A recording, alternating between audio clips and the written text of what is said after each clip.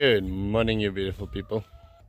So every morning when I come out, young lady's already waiting for me, and Brenda the naughty cow, and sun is just coming up. The weather's been funny the last 2 days. Little overcast, you can almost say light fleece clouds. This was one of the wooden edges around the lucerne. You can see the lucerne are quite fertilized now at the moment. They were force manure. But over the wooden edge, or over the wood dead wood branches that we threw around the garden, grew these cucumbers. So we've got cucumbers stacked now for months. We'll have to start eating them at a speed. Wild cucumbers actually taste quite grand. Morning, Lucky. Alles reg? Alles is goed. Mooi. Thank you. So this morning we'll be inoculating new compost pile at Mikon's garden with worms. We've got a compost pile there that's a couple of weeks old, but then we were starting it, or maybe not a couple, like 2 weeks or so old.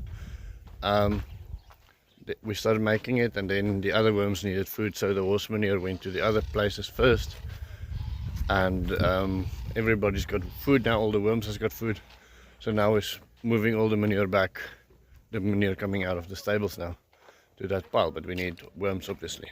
So Matthew and Lucas started gathering worms like this with the hand. You can see there's quite a bit, but I think we'll just be better off just taking a couple of wheelbarrow loads and adding that to the compost. Now, trees that died from the cold this year or suffered very badly is my baobab. That terribly. I think it's still alive down here. It feels alive down there.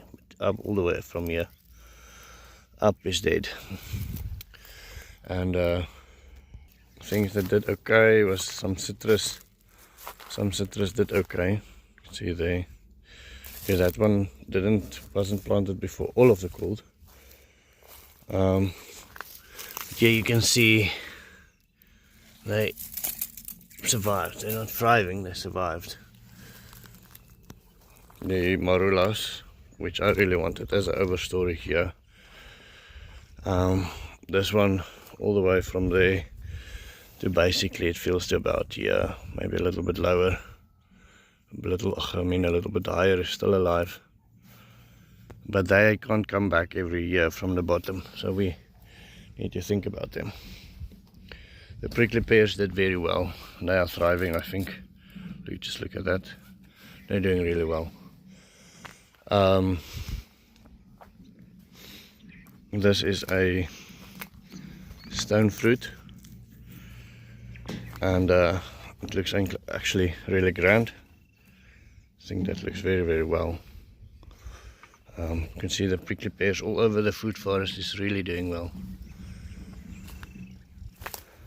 The mulberry, especially this one, is doing really well. Fruit on it. This papaya, we built a little house around it. It actually survived. It died all the way back here. Twice. You can see it died, and then new growth started erupting here, and then it died again, and now the new growth is coming up there. But people coming here early morning, late at night, have been commenting how much colder it is, and we've done tests when we drive from people's houses to here, and we're always about 7 degrees colder than town. So using town as a measure for what we can plant is probably not the best idea.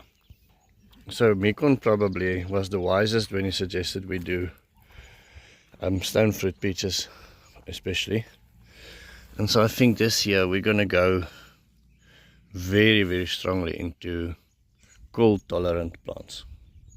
I've been strongly focusing on heat tolerant plants like marulas and citrus and prickly pears and so on. I think this year cold tolerance is going to be my focus, to see if I cannot find the right trees for this environment. Around Beshies or Pesci's experiment around the anthill, those trees passed away. Most of them in any case. But what happened is there's some lucina that came up around them. That was probably in the compost. And what's interesting is my lucina in the garden gets eaten off below the roots. And these ones all survived right next to the termite mound. So that's something to be thinking about. See, everything we did for the cold year didn't help. That's the original tree there.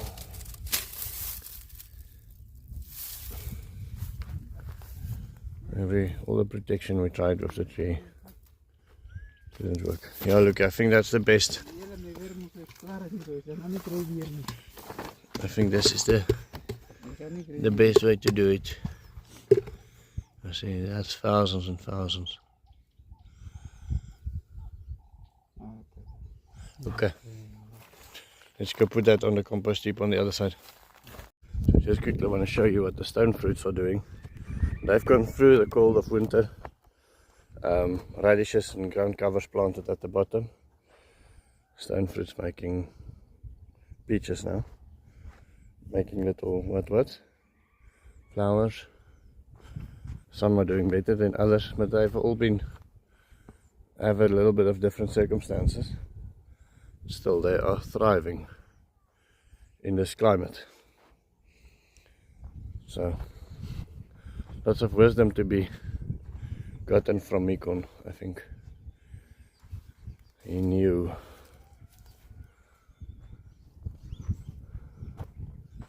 They're doing really well. In any case, okay, let's go add that compost quickly. Let's see what's happening there. Okay, so this is the old heap. You can see there's up an inch for me a little bit, Matthew. Just like that, I think that's fine. See, there's some worms there. Compost is doing really well.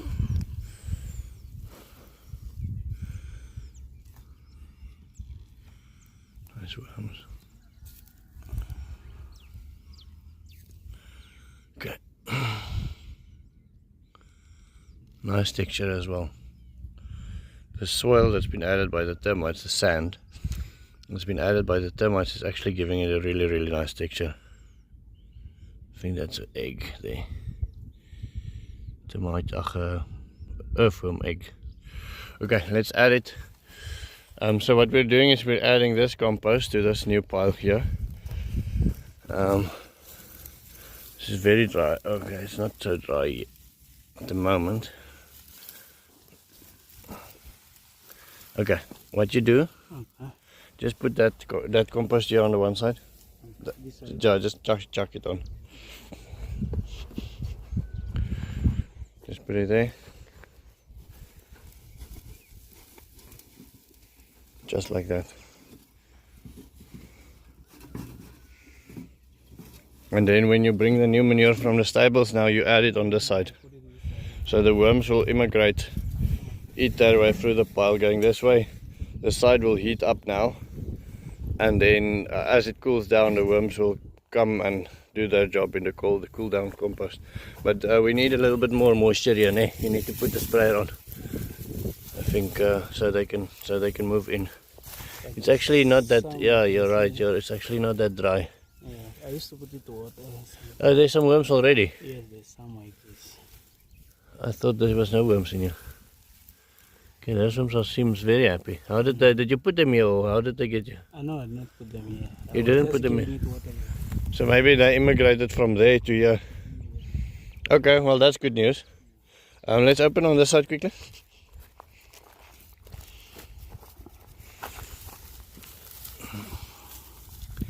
I'd be very surprised if we see a worm here. See the mushroom, which is nice. Okay, just like that. Yeah, I guess they're not there. They're not hot. You need to. Still, this side I think is still. There you go. There you go. There's a worm. There you want to see. Oh, so there's already lots of worms here. Yeah, this is fantastic. Okay, just make it wet and then add more food. I must say it's a wonderful feeling to start finding worms on places where you didn't add them. It's a great feeling. And that happens more and more often. We found in, well, a couple of the gardens, we found in garden beds, we found in old gardens that we thought was completely gone. We found in fertility pits where we did add worms, but many moons ago I thought they would have been dead already. And they found enough food and enough moisture to survive. And these are not our local earthworms, composting earthworms, so they need a lot more biomass, and they need a lot more moisture than our local earthworms, the red wigglers. But fantastic for the environment, and they actually attract our local earthworms. So it is a wonderful thing. They will not be able to survive in the wild in Namibia, you know, where if we're not involved, it's just too dry for them. But it is a fantastic feeling having them around on the farm and breeding out and getting more localized, you can say. They become more common. Wee Doogie. So DOG. Oh, yeah. Oh, wonderful dog. This morning as I woke up, he came and he jumped on my bed. Huh? You're a good dog. You're a good dog, yeah. Jumped on my bed to my wife's. I don't know, how do you call it? Jumped onto my stomach.